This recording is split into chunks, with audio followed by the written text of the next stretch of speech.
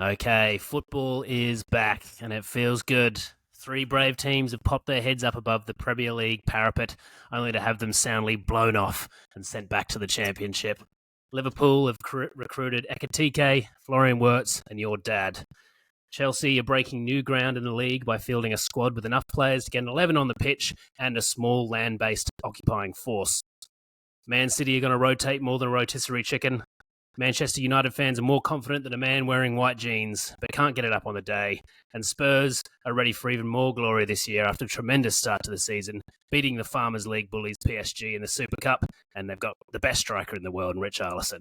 And more importantly, Sorare is back, and I hate it more than ever. In half-time, and we're 2-0 down to the Mexicans! Wrong with it! Get your fingers out! Where's your bottle gun? I can't... Feels bad to be back. Kyle, how are you feeling? Hey guys, Ali here. Now look, you're probably thinking, this looks strange. Why is Ali 6 feet tall and Kyle looks like a small midget? Turns out our cameras were angled very differently and didn't realise until it came time to edit it together. So my apologies, you're just going to have to deal with it. Professional as always. How are you feeling? Game week terrible, 1. Mate. Absolutely terrible. Like it's an understatement. Shit, horrible, diminishing, withering, perishing. I think I'm getting the black lung, Bob. Anything with an ing on the end, just daunting, harrowing, terrible. It's I mean, it's been so much planning and preparation and dreaming, dreaming big. I think our strategies have changed, every couple of weeks for the last 4 or 5 months. We kind of fell out of love with Sorare, and then we fell back in love with it again, and now we realise just what a cruel mistress she is. Tough old weekend for us, mate. Horrible, mate. No real luck across the board. Nothing. My players are up for sale. They've gone. 1 week. You've got 1 week to impress Kyle, or you're That's out. It. Get your fingers out! Where's your bottle gun? I can't... That's it. That's my rule. It worked for me before. You get one chance or you're getting sold, and that's it. Like, done.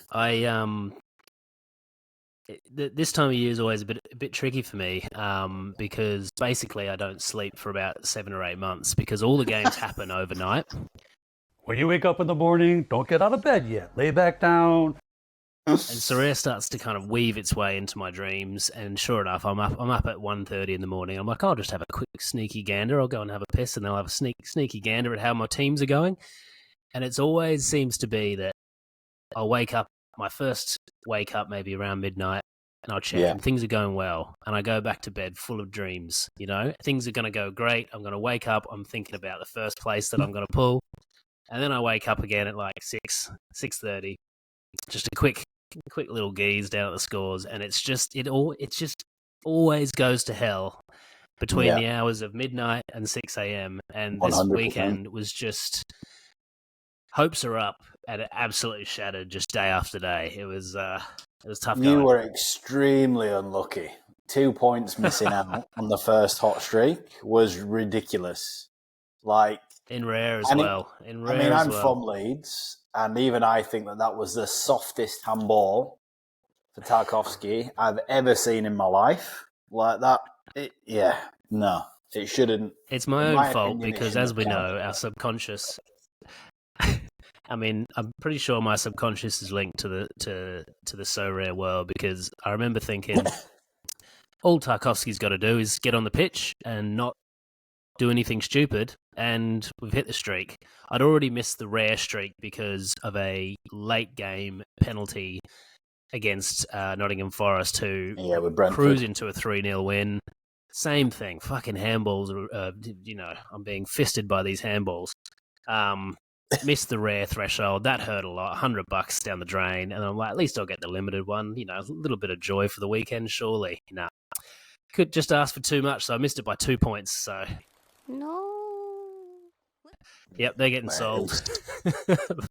This is the thing. Shocking. I think, as we discussed, we're just going to put a lot of effort into the Bundesliga for this one. I think I think it's been good that they've been a week apart because it's helped me to realise, like... And I feel like this year is really about, like, the year of just realising stuff. 360, you're like, oh, it's fucking easy. Like, it's not a hard score to hit. It really fucking is. Like, your players had good scores. Like, you had Reinders, who played out of his skin. You had Van Dijk, who did really, really good. Obviously, Tarkowski was a joke. Vicario had a great game. Like, I thought you'd done it before Tarkowski was even involved. And then I looked again and I was like, oh, no, he just literally needs to get on the pitch. And, yeah, like, so I was nowhere near. Like, I had Sanchez that kept a clean sheet. Elanga missed a one-on-one and a few easy opportunities. Wilson should have had an assist. I didn't see that knock-on header. Like, I replayed that replay maybe 5-6 times in slow motion, and it didn't. The original goal looked like it came off his head, but when you slowed it down, it looked like it just dipped over it.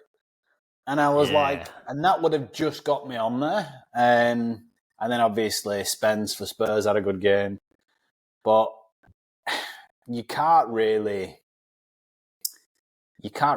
do it on a budget. It's not like a cap, the old cap 240, and where you get your $50 or whatever. Like, it's not like that anymore.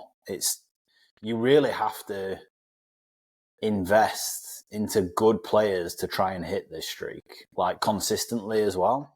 Because my thought was strategic advice. Yeah, but my thought was like, obviously, you know that you need to get the good players. But my thought was, right, you can probably get away with the first week just fielding a team out of just averages, like average players. And I mean, they're not even like Elanga's not an average player. Wilson had a great season. Sanchez is a good keeper on his day. And you just really can't. So the strategy is going to be totally different for me with Bundesliga because those dickheads are all getting sold and they're funding, the Second Reich. They're funding the new SS. Thank you. I love that your game week was you were a fringe away from hitting the streak. If if Dunk had cut his hair that day, you would have been on for the money. But I mean, it really is genius from Sorare. I mean, we've already seen prices kind of take a dip. People throwing the toys out the pram, massively. Shoveling all their cash into Bundesliga. They've thought about it a lot, I think, and that score of 360. It's just, I think in the bigger leagues, the other leagues, like the outside of the Prem, you've got those kind of more, farmer teams that are going to get rolled, and you can kind of purchase some teams that are at the top of the ladder that can pretty much roll anyone most weeks. Yeah. Your Marseilles, your PSGs, your Real Madrids. So I think streaks are kind of set up for them, but those guys are paying over the odds for those cards anyway. But where they really suck people in is people like yourself. You're like, right, if I can just get a budget team under, $50 for this streak, I'll have it paid off in 2 weeks and Bob's your uncle. But I think a lot of people, especially in the Prem, are realising that it's not even that easy really to pick dominant players. There's not that. I was trying to put my own squad together. I'm like, there's not really anyone that I can hang my hat on and say, yeah, they're going to be an 80 or a 90 every week. Yeah, 100%. I think you were. I mean, even with your rare team, you were really, really unlucky not to hit it. I think it is genius from them, to be honest, because I noticed a huge dip. I mean, they're literally 50% off. Like, I mean, it's a great time to buy cards. The people like us who are throwing a tantrum. I mean, we've got the whole season to go, and I mean, the cash prize pools, as long as you're in Division 1, are still pretty tasty. And I think people have lost sight of the fact that a budget team can actually do quite well week to week, in the in-season comps, because as we know in the Prem, it's so even that, Brentford could have a big week and your team that costs $150. Yeah, Palace exactly. recently have been incredible, like even holding Chelsea up, and they had good chances. Plus, it's like I mentioned to you midweek, it's still going on at times 2 Shriek Awards till the end of September anyway.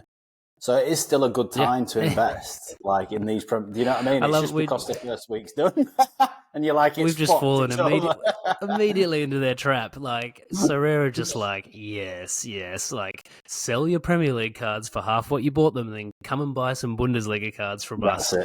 That's it. And I'm like, I love it. Sign me up. Oh man! And then of course the other side of our strategy. So I had a real dilemma on my hands Friday night. I had a pretty strong champ team that I was going to roll out, 7-a-side, obviously. And right at the last minute, I was like, I think I might need to go arena with these. Like, I think I've got a better chance of pulling some essence. People have been going on about how soft arena is. And so I broke up the dream team in champ and put them all in different arena teams. We'll talk about arenas in a little bit, and I kind of have some ideas there. But I think the biggest disappointment for me this week was my U23 team. I've got dark green scores across the board, and even with 100 from my captain Artigaler tomorrow, I'm still going to be just in the essence. I'm not even going to be anywhere near a card. So it was a bit disheartening to be even though I kind of knew in my subconscious that it's going to be tough, it was quite confronting to realize that, it's going to be really fucking hard to win any cards in Classic. It really is, mate. And I looked at your team before I saw the prizes, and I was like, Jesus Christ, he's gonna finish top 3 in his first weekend. Wrong! And I looked, and it said projection like 110th, and I was like, what? 110th? You literally had like one player to go, and all the rest were dark greens, and I'm like, he's on over 500 points, or like, what do you mean? Like, it's the you really just need hundreds. 100 is the new 60. Like, it used to be anything over 60, you're like, I'm on here. Like, if I get 5 60s, I'm good to go. But it really just isn't enough now. This is the thing. Is it then worth it? Because I was thinking of this sat in traffic from Brisbane for a change. And I was thinking, like, is there actually any point in playing rare Classic Division? Because, all right, you might get lucky, but it's that affordable now to do it. You're paying you're not even paying limited in season prices. You're paying cheaper than that to do it. So unless, and I know we've discussed this, unless they sort out divisions, which they have to, there's no sustainability with that for me. And it's basically, they're moulding it so that everything is, your old cards are pretty shit and rendered useless, but we can't let you feel that way. So here's a couple of competitions that you can enter those old cards into. However, the platform constantly moves forward with new in-season cards every year now, and that's it. Like, and I get it from a sustainability point of view for Sorare. That's what they need to do to give out these big cash prizes and things like that and keep the platform moving forward. But it's just like, I was literally considering selling everything. God damn it, just do it already. And just having, honestly, and just having one solid rare in-season team that I can build off. And because I was like, this is totally pointless. Like, you've got Vitinha Rare Classic cards. I got all these players that, I was lining up, sending you transfers. He's going to go there, pick his Classic up. All these sort of transfers that I don't think it's going to matter. I honestly don't think it's going to matter. Even from a financial point of view, I think you're not going to make anything off them. I think it's time for an intervention. We're 1 week into the Sorare season, and I feel like I've got to sit you down and read you a letter that I've written. Yeah. Your strategy all off season was you were trying to find these players who are underpriced and that had a good move in them, or that you thought were going to be much better than what they were currently priced out of the market. So remember that you specifically created a gallery to sell. You didn't really go out and buy like guaranteed smashes. So I think you've got to remind yourself of, your trajectory with this. And also, I think we both said, like, literally a week ago, we just want to get lots of lineups out because it's fun putting lineups out and kind of having the sweat each week.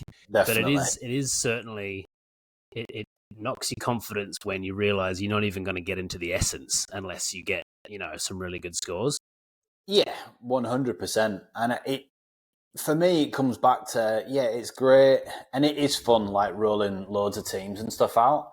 But when you're rolling loads of teams out, right, and this is what we didn't see, and yours is a prime example, when you're getting dark greens across the board from 7 players, or 6 of your 7 players, and you're not even nowhere near a placement, or a good card, or a good amount of essence, then you start to question it, because you're like, hold on a minute, I've got a giant score here, like, by rights, this should win me something half decent. Not the best. I get it, because there's going to be loads of whales out there that are doing the same sort of thing. But you should be getting something where you're thinking, do you know what? I've got a good chance of getting something here. Otherwise, it does take the spotlight and diminishes it a bit, where you're like, well, I'm not really going to win anything doing this. I'm not going to... Well, I think the divisions are going to come in, so that will make a big difference, because I think right now it's every man against every man, and that's going to be tough. But when divisions come in, if you have a gallery that can maintain a fairly high level of performance in terms of scores each week, you will have better opportunities, hopefully, to get into Div 1. And I'm assuming, based on the in-season prize pools, the chances of getting something good will be a lot higher. So I guess we just got to wait and see how that goes before we, commit seppuku and bleed out the floor. Yeah, okay. I'll just sell my limit from here, not my res. Put the hammer down. This is not the way. Now, I think that kind of brings us on to my dilemma that I had on the weekend, Friday night. It was late at night, and I'm having a crisis of confidence, and I'm thinking the arena essence just looks a little bit tastier.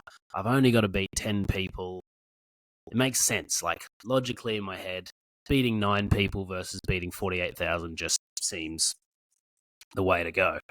Now, as soon as I woke up on Saturday morning, the deadline had passed. I immediately just had a panic attack. Like, I've made the worst mistake here. I've got no champion lineups out.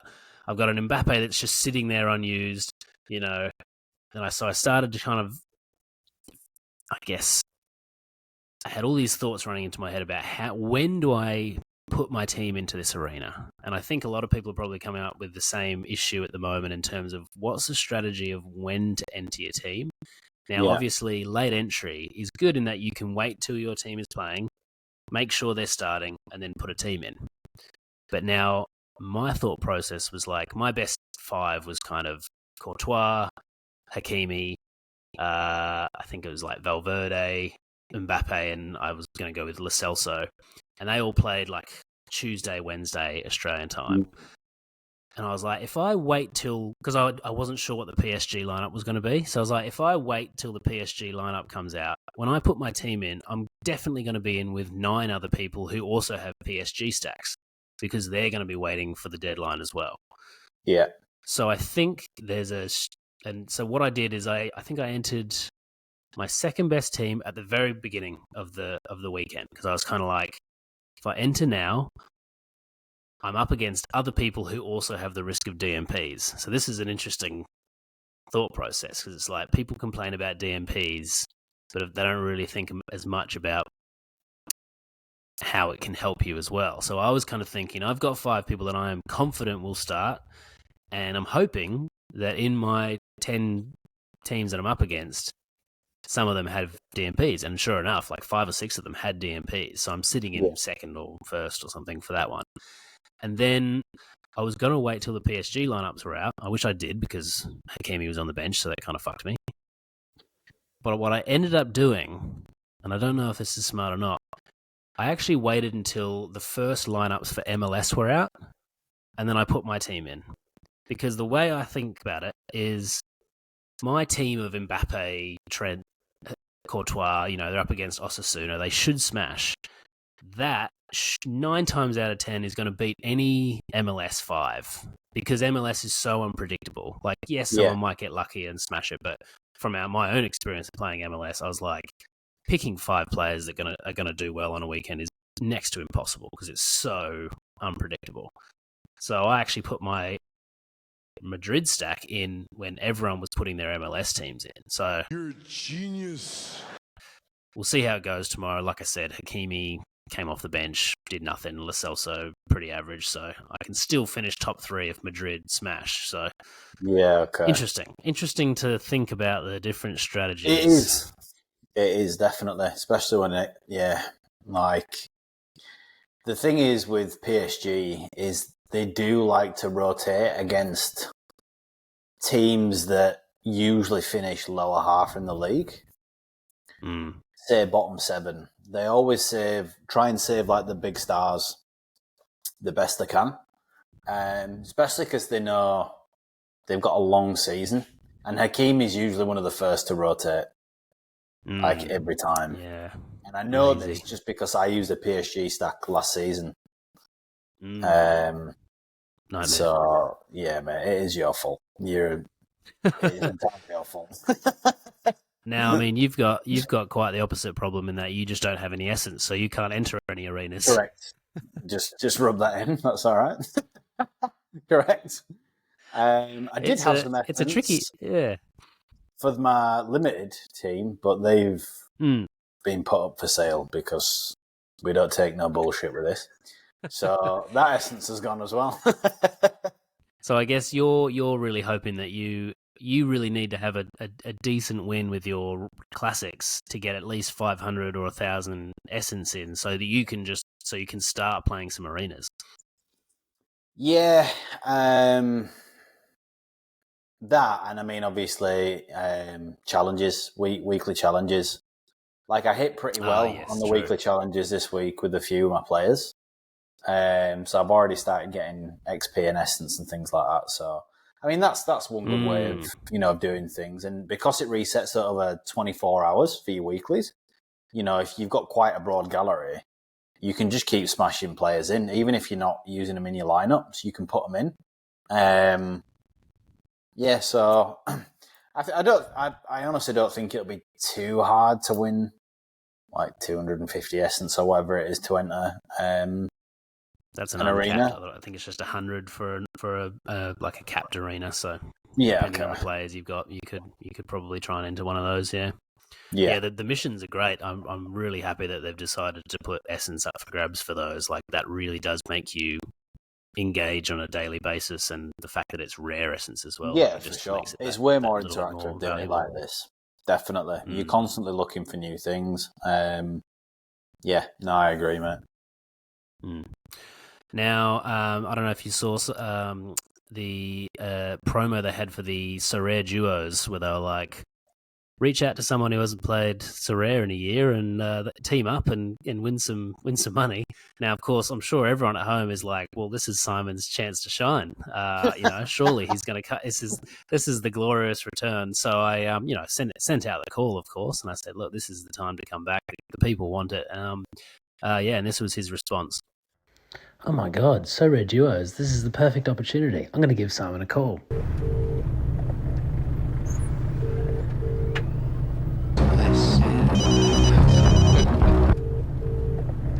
You've reached the voicemail of Simon. Please leave a message. That guy. I love that guy. That is so funny. Genius. Yeah, right. Absolutely so, genius. Right. Now, obviously, La Liga, League One, off to a good start. Bundesliga coming up. I think we're both going to be diving in the limited side of things. I don't think either of us are really going to be taking the rare. So you mentioned earlier that, because I think some of the picks you were sending through for the cards you were picking up for Prem, I must say, were a little surprising. Your Gundogan's and your Havertz's. You were really going for like the kind of fallen warriors who, once were great, but now it's just kind of bench fodder. And obviously that's not worked out for you. No. So what's your plan? What's your plan for Bundes? Well, the reasoning behind the Gundogan was because Rodri was out. and I was like, he's going to get he's reliable as Gundogan for Man City. And then the other one with Havertz is Arteta's golden boy. He absolutely loves him, and he did he did well pre-season when he was back. So I was like, this could be smart. Definitely wasn't. Bundesliga, I think I'm going to run 2 teams, mate. I'm going to run a decent team and a good team. So like a decent team, equivalents of like Griffo, and I was looking at Kramaric. I did buy Kramaric, and then you said that he's had an argument, and I was like, what do you mean? And I had a look, and he was just basically calling the club absolutely shit, that the club's terrible, the board's terrible. I saw that interview, I'm like, oh my God, he's never playing football again. So I've got a couple of Leverkusen players. I went for Flecken in net, and then obviously I got Griffo, I got Kramaric, and I'm trying to think of the midfielder that I bought from Leverkusen. Argentinian. What's his name? Palacios, yeah. He can do well. I think now he's going to be a bit more dependable by the club. Now that Jack has gone and Wirtz has gone and things, I think he'll step up a bit more. And then I bought a defender who, it's a gamble. He's just come up, but we do love an underdog story. And his scores in Bundesliga 2 were outrageous. And I'm like, well, based on how Sunderland had performed, and they've just come up and they finished like 4th. I was like, or 5th or whatever it was. I was like, come on. It can't be any worse than my Premier League team, put it that way. So, and then the next team I'm going to do, I might even just go heavy on like a buy-in stack, mate, and just have done with it. Okay. Huh? What? Oh. Okay. And just see how far we can push it. And if we can get half a stack paid for, or, I mean, obviously the dream is to get a full stack paid for. But I honestly think players like Luis Diaz and things are going to do really well.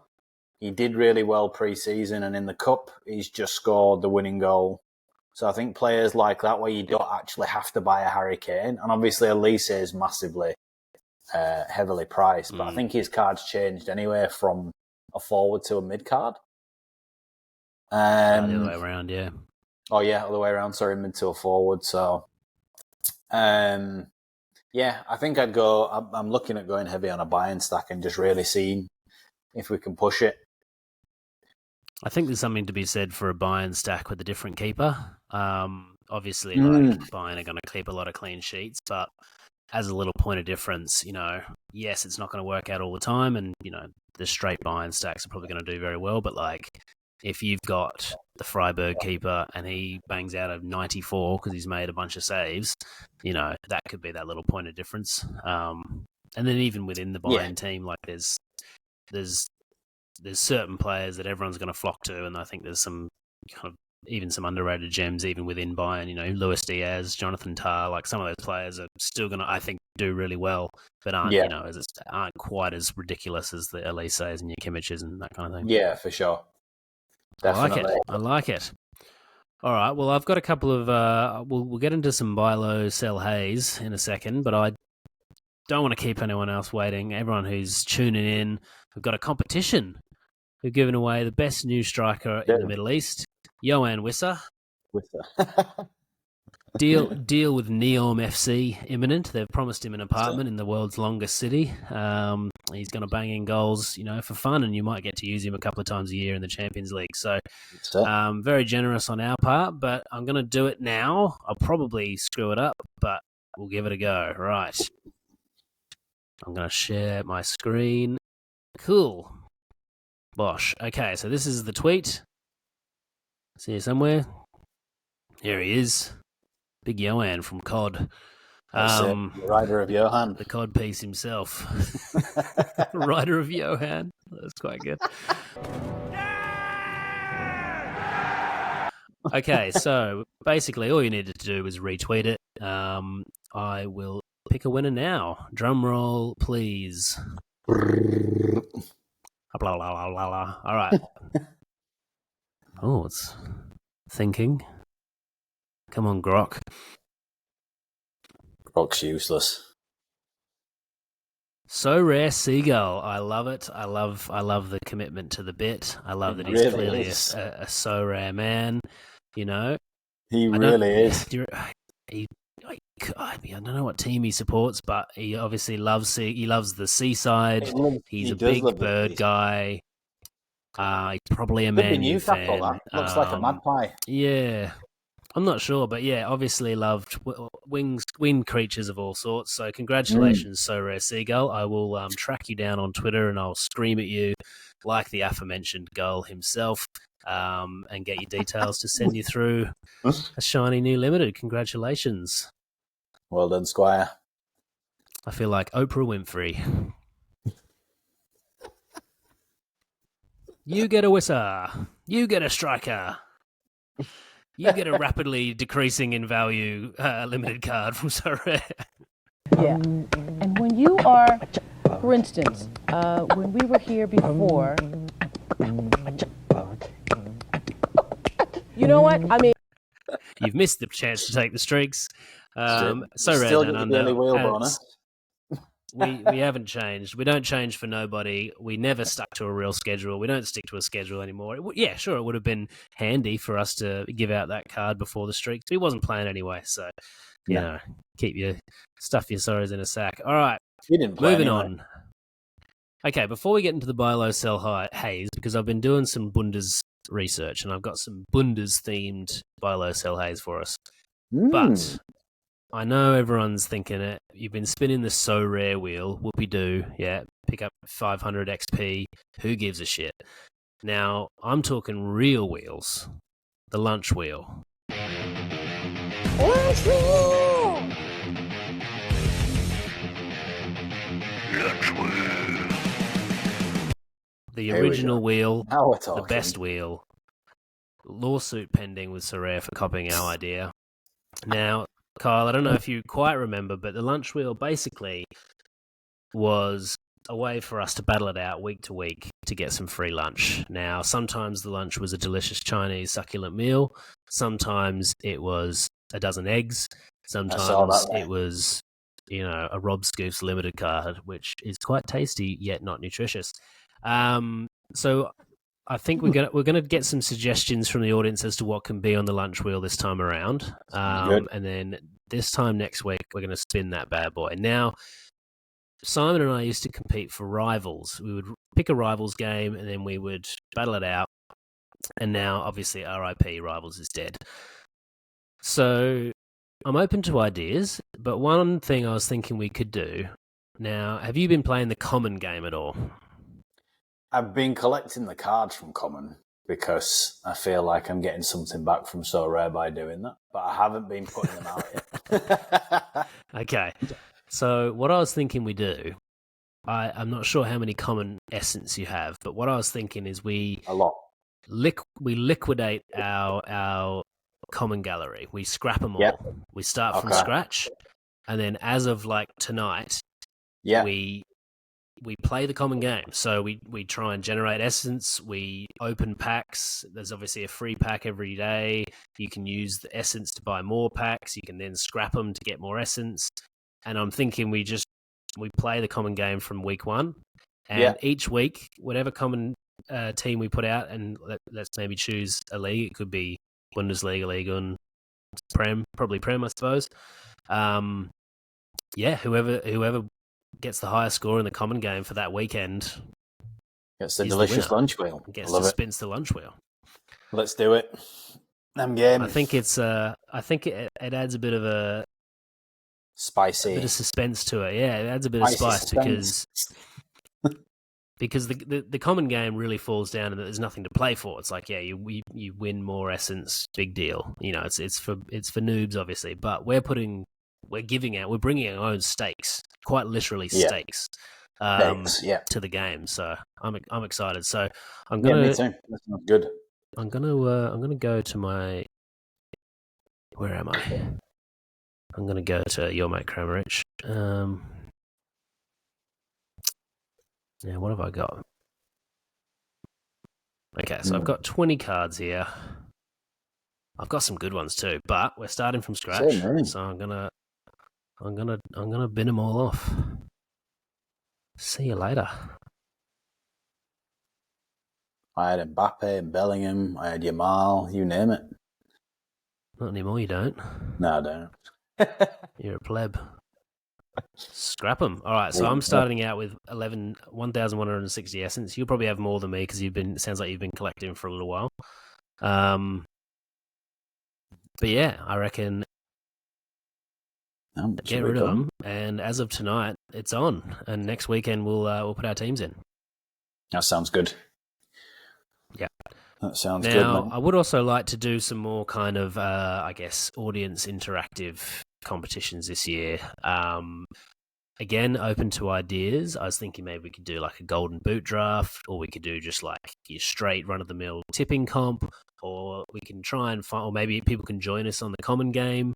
I'm not sure, but it would be cool to get some audience participation, maybe, however many people want to play, and potentially we could put up a prize at the end of the season, a jersey or something, something worthwhile.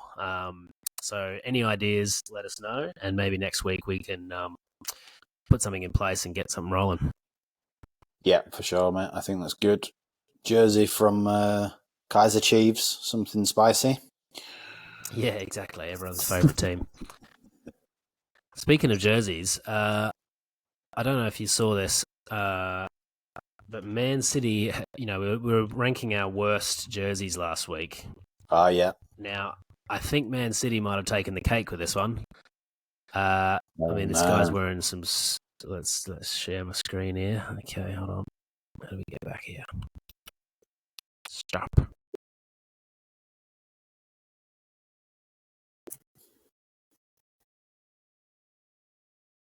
Right. So, this guy's got mad speed dealers on, so props to that. But this is atrocious. So it's meant to be inspired by Manchester's weather, and it's like Windows 98 clip art level raindrop effect. It's one of the worst things I've ever seen. I want to scrape my eyes out of their sockets. It's inspired by the weather. Come on, the weather outside is weather. Inspired by the shit weather, yeah. Oh my god. So it's literally the most depressing top on the market. Yeah, it's atrocious. I don't As know a guy who lived on a city next door to it, that is the most depressing shirt there is out there. Yeah. Congratulations. And the neon green trim, it's going to be hard to run the podcast next week when I've got no eyes, but I'm going to have to figure it out. Yeah, mate, bring your factor 50 next week.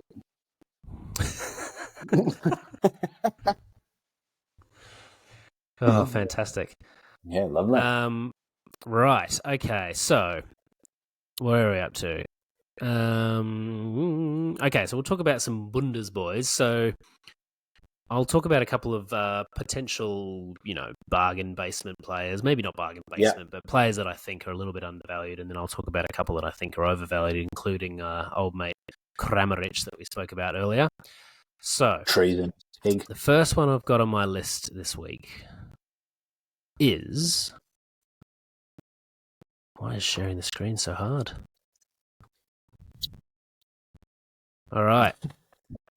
The Dix. Kevin Dix.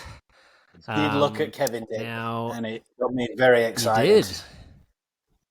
Interesting. Okay, now, as people who watch this podcast know, I'm a big set piece boy, and whilst these scores aren't particularly inspiring, and he is injured right now, he did go off injured in the in one of the warm-up games, so his price should be suppressed a little bit. You won't be able to use him this weekend, but he's a pen-taking defender. Now, that's pretty rare, and when you find a pen-taking defender, you buy him, because you're always just one sloppy arm away from a nice decisive from your defender, Hold on and I a reckon minute, he could right? be a real ceiling boy. Hold on a minute. He's from Indonesia. Kevin Yes. Dick from Indonesia. That's got to be false. Yes, I am a man. Like who? No. And I mean, look that at his can't be face. right. He's got like a weird green pattern He's for a just face. I part don't of think the this jungle. guy's real. The Balinese This jungle. This guy's a fake player, but you can buy his Sorare card. So real or not, we'll see. Amazing. And we'll see if there's just a hologram on the pitch down at Mönchengladbach. And I mean, look, he's got some spiky boys in there, and you'll see all these goals, which you don't usually get from a defender. So, yes, he probably hasn't got the AA that you need, but Gladbach should be a pretty good team this year. And yeah, pen taking. I mean, that's all I need to say. Nice one, Dick. Nice, Dick. That's a nice dick. All right, next one I've got. Now, this guy, this is going along the Kyle hypothesis of players who do well in the second league, just immediately doing really well in the first league because Sunderland had a good game on the weekend. Right. So this guy, Ibrahim Mazza, now I haven't seen him play, so this is not from a football purist point of view, but I have been reading people who have seen him play in the warm-up games for Bayer Leverkusen, and apparently he has beaten old Jonas Hoffman out for a starting spot, and he looks like he's pretty much kind of not running the show. I won't say running the show, but he looks fairly electric from what I've heard. He's, they're kind of touting him as the Wirtz replacement that he really is. So could be completely useless, but I think could be worth a punt on potentially like a bit of a breakout star. I think people have written off Leverkusen, but he could be nicely surprising.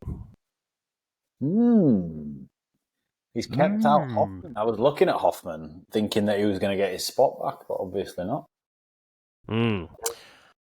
Next one I've got on my list here of lovely boys. We got to definitely write a song about how we do not diddle kids. Another one who's injured right now, Igor Matanovic. Another former smasher in the Bundes 2. Was it Bundes 2? I think it was Bundesliga 2. Croatian international, Bundesliga 2. He was a real destroyer of worlds. And then where did he play last year? He played at Frankfurt last year. There you go, it's on his shirt. And he's moved to Freiburg, and from all accounts, he's going to be one of two strikers for them up front. So he, again, is injured at the moment, got a low L15, so it could be perfect for when he comes back. And yeah, he's touted to break into the Croatian team this year, so could be a little undervalued gem there. Very nice. Very nice. Very nice. All right, well, those are some bargain boys. Now, these are some boys that I think maybe might not be as good as people think they're going to be. First one, we mentioned him earlier, old Kramaric. Where is he? Let's get him up. You don't think he's going to be good? He's always good. Well, he's always good. Now, again, based on preseason reports, it sounds very much like he's not going to be the guaranteed starter that he previously was. And I think combined with the fact that he's, slagging off the club. I mean, look at him. He looks shifty. He looks suspicious. I think the fact that he's been slagging off the club, and I think Hoffenheim, by all accounts, are a bit of a mess. So I don't know. I could be totally wrong on this one, but I just feel like there could be a lot of disappointed little children out there when Ondrej, warms the bench for most of the season. Which would be a real shame because he was an absolute weapon there for a while. Well, that's really fished on my chips. Quick, sell in before this podcast comes out. Right. Next one that I think is going to be a bit of a flop is old mate Job, also with a weirdly vague, opaque face. I just feel like Dortmund have paid for his last name here. I remember watching him a few times play in the Championship, and I don't know. He's not Jude, obviously. He's close. I think maybe Dortmund might have signed him thinking it was Jude, And there's probably some angry German right now yelling at some intern about the fact that they've signed the wrong Bellingham. So I don't know. What's he It's a selling tricky for? I don't even one, know if though, he's that selling for mate. that much. I think he's a good player. I think if you look at the team that Bellingham was playing in, they had a lot of big stars playing around him. He had Haaland in his team. He had a prime Sancho in his team. Like, he had some good players playing alongside him to help him look good as well. I don't know. I think he's good, mate. I think you'll be surprised at how well he'll do. Okay.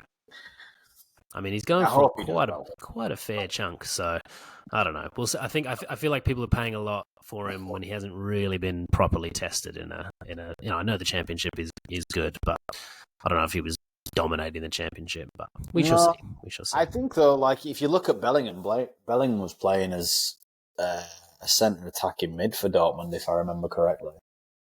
Since when he stepped into that role for Madrid in his first season, he crushed it.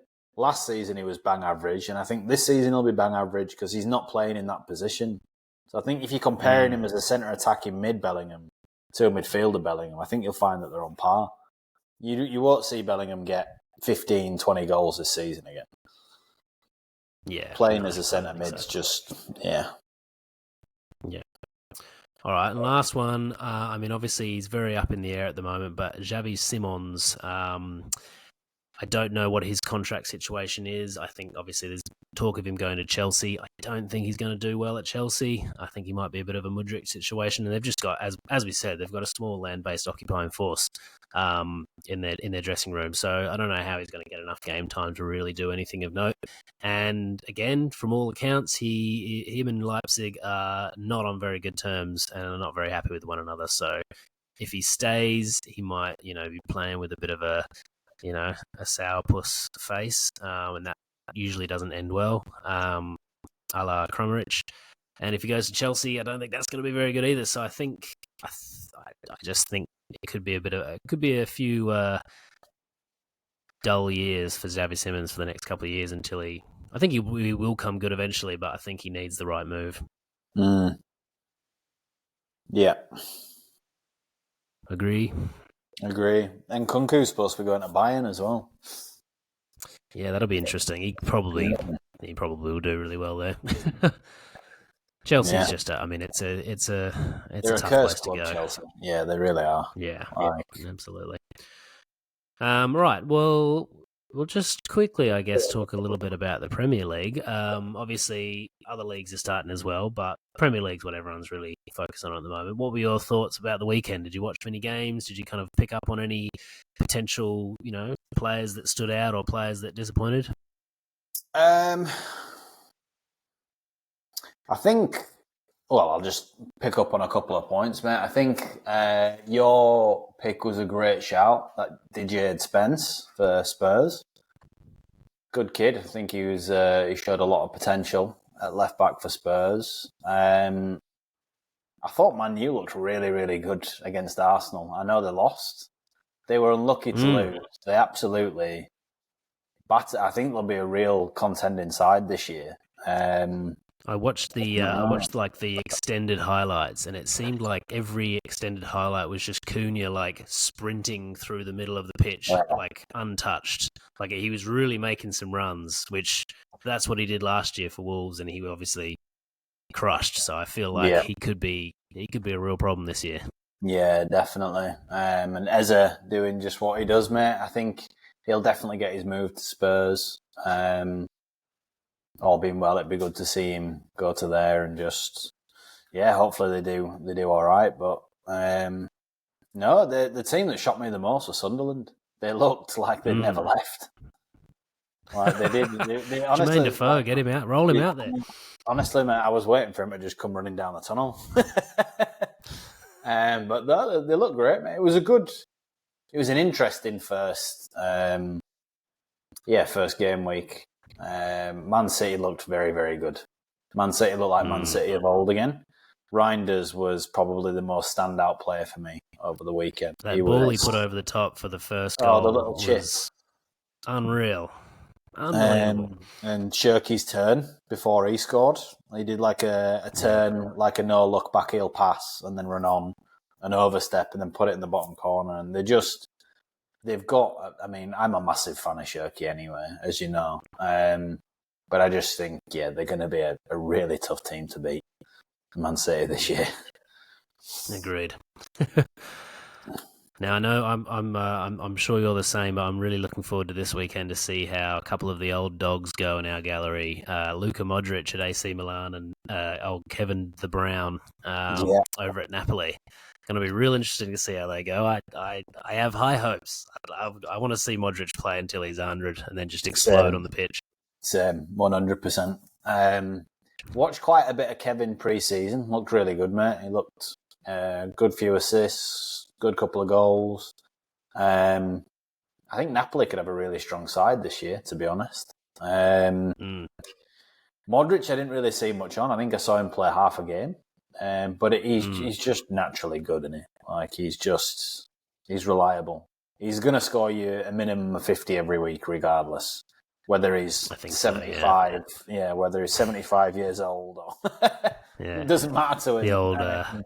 The old Witch King of Angmar. Old Witch, old Kronos. It'd be really interesting to see how he goes. And Grealish as well, to see how he goes at Everton. I think he could be their standout player. I think it was stupid not to put him on earlier this weekend. It must have been fitness issues or whatever, but I think he's another one by low that you could potentially sell high. I think once he's starting more, I think he'll be their key player. I love it. All right. Well, obviously you've got some Bundesliga boys to buy. I've got some Bundesliga boys to buy. I'm trying to avoid the temptation of doing the old buy 5 get 1 free promotion. I don't know if that's really. I'm seeing a lot of people get some good results out of that, but I'm sure I'll just get some shitter. And I don't really want to go for like a stack in Bundesliga. I like the idea of having just a bunch of random boys. I'm hoping they do like a 2-for-1. I'm sure they probably will. They did one for the other leagues, so I'm kind of holding out for that promo. So I can I could buy the cards for cheaper, obviously, because when the promo hits, they're gonna skyrocket. But I'm a gambler. Me too, mate. Unfortunately, but he who dares wins, mate. Yeah. Look, I mean, it's Tuesday night here right now. I mean, 24 hours ago, I was ready to quit the platform. It's the same old cycle every weekend. You're up, you're down, you hate the platform, you start seeing some predicted lineups come in, and I'm back in again. I love it.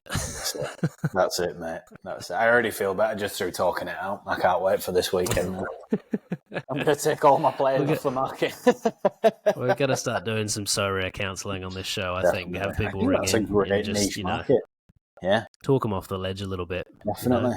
Reverend Alistair, just speak, child, or forever hold your peace. I love it. Well, with that, absolutely amen. Thank you for showing up after a long drive today. You've been putting in the hours so you can, make some money to buy some more Sorare cards. So, you're burning the candle at both ends, as we all should. But looking forward to next week, and good luck this weekend. And you, brother. Awesome, mate. All right. Peace out. Bye.